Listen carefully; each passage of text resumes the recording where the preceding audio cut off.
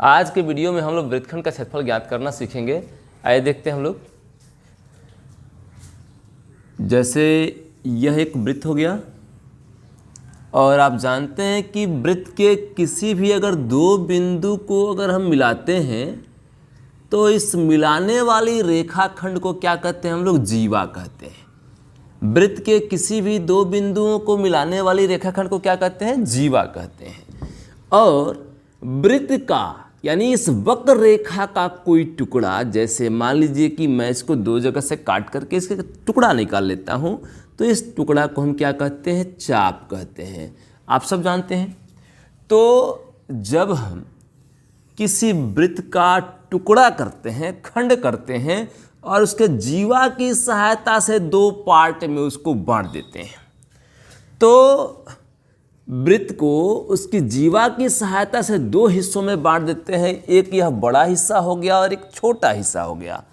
तो इसमें वह हिस्सा यानी वृत्तीय क्षेत्र का वह हिस्सा जो एक जीवा और संगत चाप से घिरा हुआ हो, उस क्षेत्र को हम लोग क्या कहते हैं? वृत्तखंड कहते हैं। उस क्षेत्र को क्या कहते हैं? वृत्तखंड कहते हैं। वृत्तखंड तो यह एक जीवा और संगत चाप से घिरा हुआ क्षेत्र है, से बंद क्षेत्र है। इस वृत्त के एक जीवा और संगत चाप से घिरा हुआ क्षेत्र है, तो इस क्षेत्र को हम क्या कहते हैं? वृत्तखंड कहते हैं।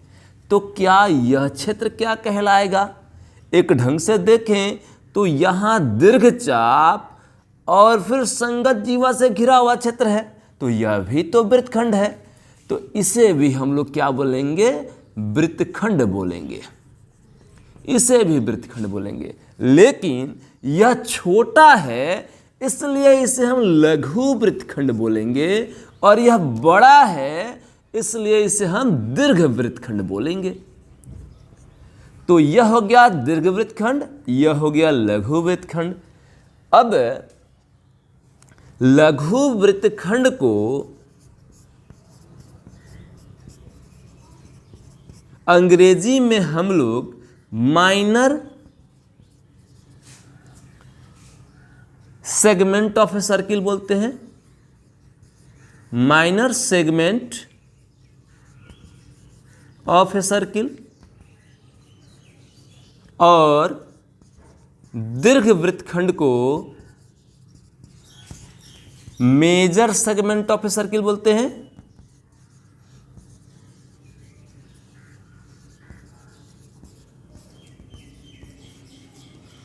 तो यह हो गया major segment of a circle, यह हो गया minor segment of a circle. अब हमें इनका क्षेत्रफल कैसे ज्ञात होगा, इसे सीखना है। तो आइए देखते हैं हम कैसे इसका क्षेत्रफल ज्ञात करते हैं हम लोग। अब हमें वृत्तखंड का क्षेत्रफल जानना है, तो आइए सबसे पहले एक वृत्तखंड बनाते हैं। यह एक वृत्त हो गया। इस वृत्त का टुकड़ा एक खंड में कर लेता हूँ, एक जीवा की सहायता से इसको दो भागों में बांट देता हूँ। तो एक बड़ा भाग हो गया, एक छोटा भाग हो गया। तो जीवा की सहायता से अगर वृत्त को दो टुकड़ों में बांटते हैं तो प्रत्येक टुकड़ा को हम क्या बोलते हैं? तो प्रत्येक टुकड़ा को हम लोग वृत्तखंड बोलते हैं। तो यह लघु वृत्तखंड हो गया।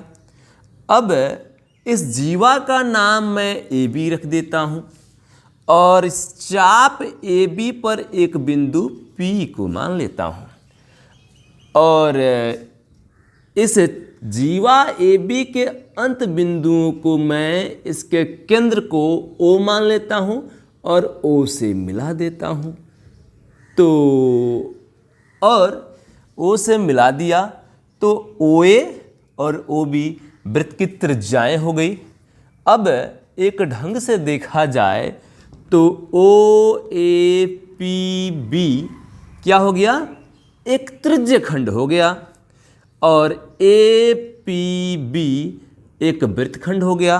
तो हमें इस वृत्तखंड का क्षेत्रफल ज्ञात करना है, तो हम त्रिज्यखंड ओ ए पी बी के क्षेत्रफल में से अगर इस त्रिभुज ओ ए बी का क्षेत्रफल घटा लें तो हमें वृत्तखंड का क्षेत्रफल प्राप्त हो जाएगा। आइए देखते हैं। कि वृत्तखंड APB का क्षेत्रफल बराबर त्रिज्यखंड OAPB का क्षेत्रफल घटाओ त्रिभुज OAB का क्षेत्रफल। यानी इस त्रिज्यखंड के क्षेत्रफल में से अगर इस OAB त्रिभुज को घटा दिया जाए तो हमें इस वृत्तखंड का क्षेत्रफल प्राप्त हो जाएगा। तो त्रिज्यखंड में इस वृत्त की त्रिज्या को मैं R मान लेता हूं। OA जो है सो इस वृत्त की त्रिज्या हो रही है, उसी प्रकार से OB भी वृत्त की त्रिज्या है। तो त्रिज्यखंड का क्षेत्रफल होता है θ/360 πr² माइनस त्रिभुज OAB का क्षेत्रफल। यानी हम लोग अगर इस त्रिज्यखंड के क्षेत्रफल में से इस त्रिभुज के क्षेत्रफल को घटा देते हैं तो वृत्तखंड का क्षेत्रफल प्राप्त हो जाता है। तो इस प्रकार से हम लोग वृत्तखंड का क्षेत्रफल ज्ञात करने का सूत्र निकाल चुके हैं। तो वृत्तखंड के क्षेत्रफल ज्ञात करने का सूत्र हुआ θ/360 πr² माइनस त्रिभुज OAB का क्षेत्रफल। यह OAB हो या कोई भी हो, जो त्रिभुज मानेंगे केंद्र जो होगा और जीवा को जो मानेंगे सो हो जाएगा, वही त्रिभुज हो जाएगा। यहाँ OAB कोई आवश्यक नहीं है, कुछ भी हो सकता है। तो इस प्रकार से हम लोग वृत्तखंड का क्षेत्रफल ज्ञात करने का सूत्र निकाल चुके हैं कि वृत्तखंड का क्षेत्रफल क्या होगा। तो यहाँ पे जो हम लोग त्रिभुज का क्षेत्रफल जो लिख रहे हैं, त्रिभुज OAB का क्षेत्रफल, इसके लिए भी एक सूत्र होता है जो साइन के फॉर्म में होता है। आइए मैं उस सूत्र को बताता हूँ आप लोग को, और उस सूत्र को जान जाने के बाद यहाँ पे वृत्तखंड का क्षेत्रफल ज्ञात करना एकदम आसान हो जाता है और आसानी से हम लोग वृत्तखंड का क्षेत्रफल ज्ञात कर लेते हैं। तो आइए हम लोग उस त्रिभुज का क्षेत्रफल कैसे साइन के फॉर्म में निकाल लेते हैं आसानी से, आइए देखते हैं। अब यहाँ पे हम लोग इस त्रिभुज का क्षेत्रफल ज्ञात करने का एक सूत्र साइन के फॉर्म में देखने जा रहे हैं। कैसे इस त्रिभुज का सूत्र जो है हम लोग साइन के फॉर्म में लिख सकते हैं। देखिए मैंने एक कोई त्रिभुज ले लिया है और इस त्रिभुज का नाम मैंने A, B और C रख दिया। जैसा कि आप जानते हैं कि शीर्ष का जो नाम रखते हैं उसके सामने वाली भुजा की लंबाई को उसके छोटे अक्षर के द्वारा सूचित किया जाता है। तो इसलिए BC की लंबाई A हो गई और B के सामने वाली भुजा AC की लंबाई B हो गई और C के सामने वाली भुजा AB की लंबाई C हो गई। सबके छोटे अक्षरों के द्वारा दर्शाया जाता है लंबाई को। और मैं क्या करता हूँ कि यहाँ पे एक शीर्षलंब डाल देता हूँ AD और इस शीर्षलंब की लंबाई को मैं H मान लेता हूँ। जैसा कि आप सब जानते हैं कि किसी भी त्रिभुज का क्षेत्रफल जो होता है वह 1/2 गुने आधार। तो यहाँ का आधार जो है सो A है, क्योंकि इस भुजा की लंबाई A माना गया है, और गुने शीर्षलंब अर्थात H जो है सो यहाँ का शीर्षलंब है, ऊंचाई है। तो हमने 1/2 गुने A गुने H कर दिया। तो यहाँ पे हम लोग त्रिभुज ABC का क्षेत्रफल 1/2 गुने A गुने H लिख दिए। अब जैसा कि आप जानते हैं कि यह एक समकोण त्रिभुज बन गया है ABD या ACD। और समकोण त्रिभुज में आप लोग पहले से जानते हैं पाइथागोरस प्रमेय। तो पाइथागोरस प्रमेय आप लोग पहले से जानते हैं।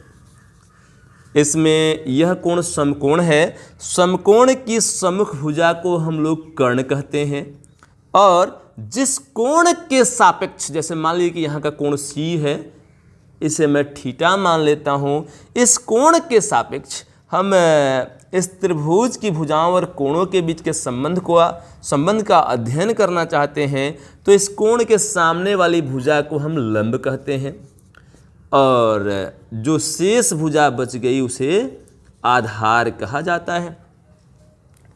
तो आप इन तीनों भुजाओं को पहले से पहचानते हैं। अब रह गया त्रिकोणमिति का अगर अध्ययन किया जाए तो वहाँ से हमें पता लगेगा कि साइन थीटा बराबर लंब बटा कर्ण होता है। साइन थीटा बराबर लंब बटा कर्ण होता है। आप लोगों में से जो कोई भी त्रिकोणमिति का अध्ययन नहीं किए हों, मैंने त्रिकोणमिति का वह खंड जहाँ पे sine theta, cos theta, tan theta के विषय में पढ़ाया है मैंने कि साइन थीटा बराबर लंब बटा कर्ण होता है, कॉस थीटा बराबर आधार बटा कर्ण होता है, उसका लिंक मैं डिस्क्रिप्शन बॉक्स में डाल रखा हूँ।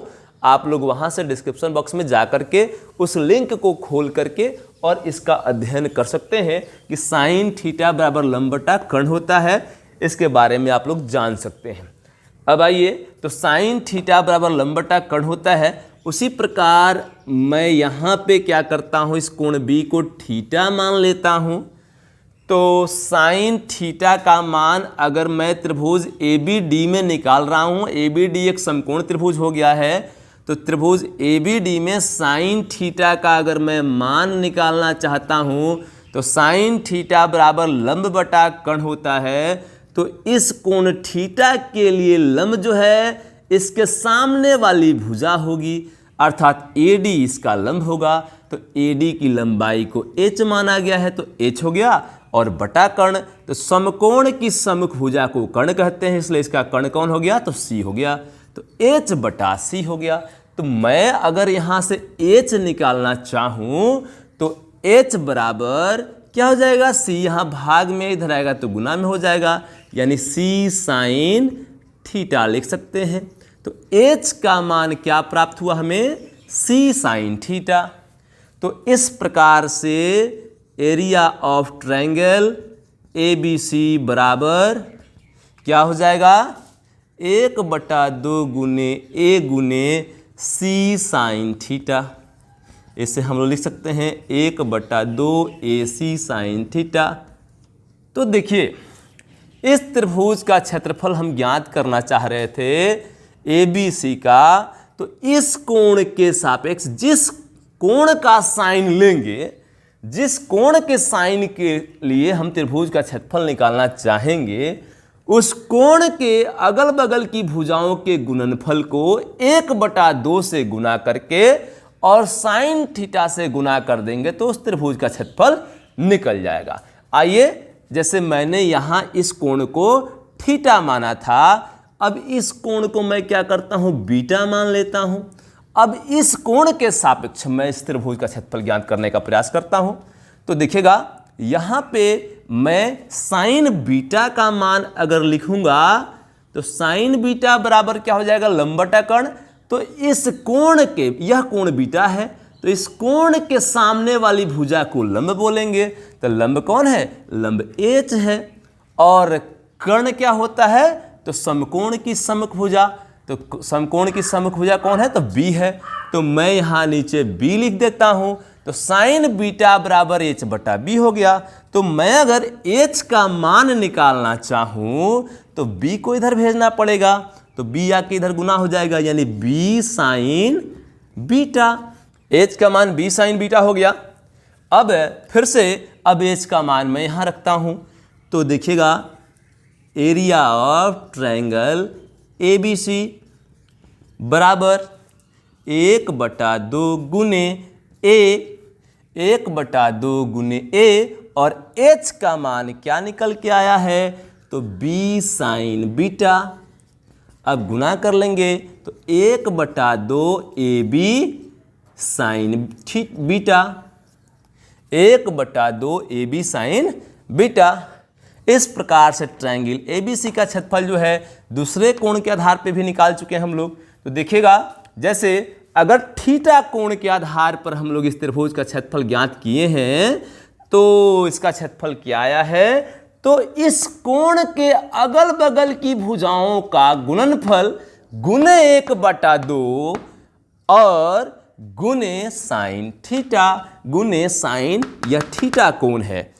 तो देखिएगा, 1/2 AC गुने साइन थीटा, तो 1/2 AC यानी यह भुजा गुने यह भुजा गुने इस कोण का साइन, कोण थीटा का साइन। अगर मैं इस कोण के लिए यानी बीटा कोण के लिए अगर त्रिभुज का क्षेत्रफल निकालना चाहा हूं तो देखिए कैसा निकला है, 1/2 गुने अगल बगल की भुजाएं यानी a गुने b गुने साइन बीटा। तो जिस कोण के लिए हम सोचेंगे उसी कोण का साइन होगा।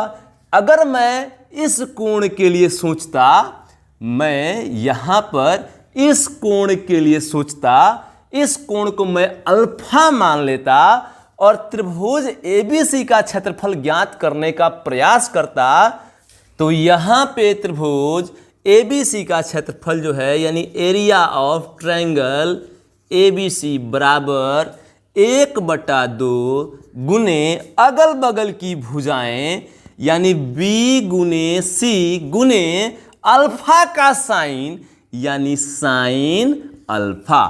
अब यहां पे साइन अल्फा, अल्फा यह कोण है, तो साइन अल्फा क्या होता है, जैसे मान लीजिए कि इसका मान अगर मैं 60 डिग्री रख देता तो यहां मुझे साइन 60 डिग्री लिखना पड़ता। तो इस साइन 60 डिग्री का मान क्या होता है, ऐसे तो फिलहाल मैं आपको बता दूंगा कि साइन 60 डिग्री का मान √3/2 होता है, लेकिन आप इस बात को समझ नहीं पाएंगे जो नहीं पढ़े होंगे त्रिकोणमिति। मैं इसके लिए भी लिंक यानी कि sine 60 degree, sine 30 degree, sine 45 degree का मान क्या होता है और यह कैसे निकलता है, कितना इसका मान होता है, इसके लिए मैंने वीडियो बना रखा है त्रिकोणमिति से संबंधित। उसका भी लिंक मैं डिस्क्रिप्शन बॉक्स में डाल देता हूं, आप वहां से जाके उसको भी अध्ययन करके जान सकते हैं कि साइन 30 का मान कितना होता है, साइन 45 का मान कितना होता है। आसानी से आप उसको पढ़ सकते हैं और समझ सकते हैं। तो आइए पहले हम इस वृत्तखंड के क्षेत्रफल को दूसरे प्रकार से एक और आसान ढंग से लिख लें, फिर उसके बाद हम लोग दीर्घ वृत्तखंड का क्षेत्रफल जानेंगे। आइए देखते हैं। अब आइए अब हम लोग इस वृत्तखंड का क्षेत्रफल लिखते हैं।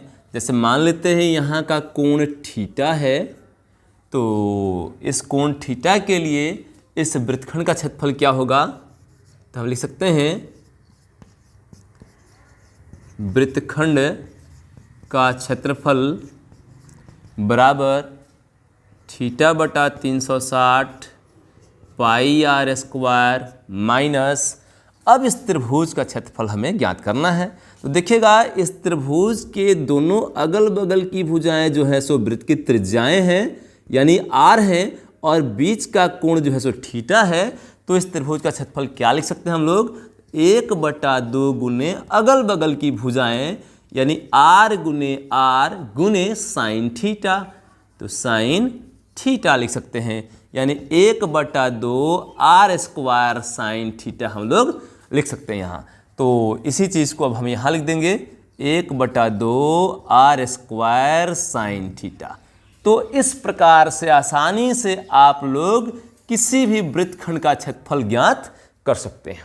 अब आइए साइन के कुछ महत्वपूर्ण कोणों का मान मैं यहाँ लिख देता हूँ ताकि आपको इस क्वेश्चन को बनाने में आसानी हो। तो साइन 0 डिग्री का मान 0 होता है, साइन 30 डिग्री का मान 1/2 होता है, साइन 45 डिग्री का मान 1/√2 होता है, साइन 60 डिग्री का मान √3/2 होता है, साइन 90 डिग्री का मान 1 होता है, साइन 120 डिग्री का मान √3/2 होता है। तो इन्हीं 6 कोणों का मान जो है आपको ज़रूरी है इस क्लास के स्तर पर इस वृत्तखंड का क्षेत्रफल ज्ञात करने के लिए। यही 6 कोण महत्वपूर्ण हैं। यही 6 कोण अगर आप लोग जान जाएं तो आसानी से आप लोग सभी वृत्तखंड का क्षेत्रफल निकाल सकते हैं। अब एक चीज़ यहाँ 10th के स्टैंडर्ड पे आपको साइन 120 डिग्री का मान निकालना नहीं पढ़ना है, ऐसे मैंने इसको बता दिया है यहाँ पर। तो इसको आगे जाएंगे 11th में तो आप लोग सीखेंगे, वहाँ मिलेगा आपको कि साइन a + b बराबर sine a into cos B plus cos A into sine B होता है। तो यहाँ हम लोग 120 को दो पार्ट में अगर तोड़ दे तो 90 डिग्री और प्लस 30 डिग्री लिख सकते हैं। तो यह साइन 120 डिग्री हो गया। तो साइन ए यानी साइन 90 डिग्री होगा इंटू कॉस बी यानी कॉस 30 डिग्री प्लस कॉस ए यानी कॉस 90 डिग्री और प्लस इंटू साइन बी यानी साइन 30 डिग्री होगा। तो यहाँ पे हम लोग देख रहे हैं साइन 90 का मान 1 होता है इंटू कॉस 30 का मान √3/2 होता है प्लस कॉस 90 का मान 0 होता है गुने साइन 30 का मान 1/2 होता है। अगर यहाँ पे कैलकुलेशन हम करते हैं तो 1/2 का अगर 0 से गुना करेंगे तो 0 हो जाएगा, तो यह पार्ट ही खत्म हो गया। और √3/2 का गुना 1 से करेंगे तो √3/2 ही होगा। तो इस प्रकार से साइन 120 डिग्री का मान √3/2 होता है। अब आइए, अब हम लोग दीर्घ वृत्तखंड का क्षेत्रफल कैसे निकालते हैं उसे देखते हैं। अब हमें यहाँ दीर्घ वृत्तखंड का क्षेत्रफल ज्ञात करना है कि इसका क्षेत्रफल कैसे निकाल सकते हैं हम लोग। तो एक ढंग से अगर देखें हम लोग तो पूरे वृत्त के क्षेत्रफल में से अगर लघु वृत्तखंड का क्षेत्रफल घटा दें हम लोग तो दीर्घ वृत्तखंड का क्षेत्रफल निकल जाएगा आसानी से। और हम लोग इसी प्रकार से दीर्घ वृत्तखंड का क्षेत्रफल निकालते हैं। तो हम लोग ऐसे लिख सकते हैं, दीर्घ वृत्तखंड का क्षेत्रफल बराबर वृत्त का क्षेत्रफल माइनस लघु वृत्तखंड का क्षेत्रफल।